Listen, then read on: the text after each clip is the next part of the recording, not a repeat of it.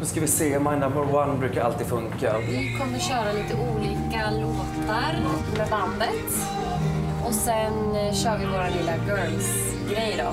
3 låtar i ett medley. Vi kommer ihåg texterna också för ikväll. Ja, precis det.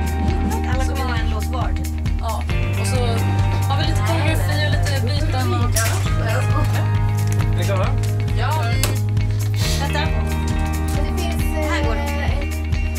En fantastisk kryssning på Östersjöns bästa kryssningsfartyg Vilka. Mår ni bra?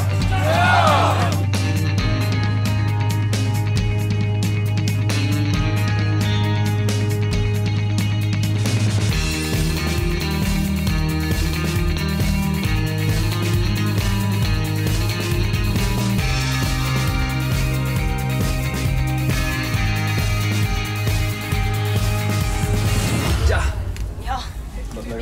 Idag är vi Laddade. Det känns som att folk är peppade och glada.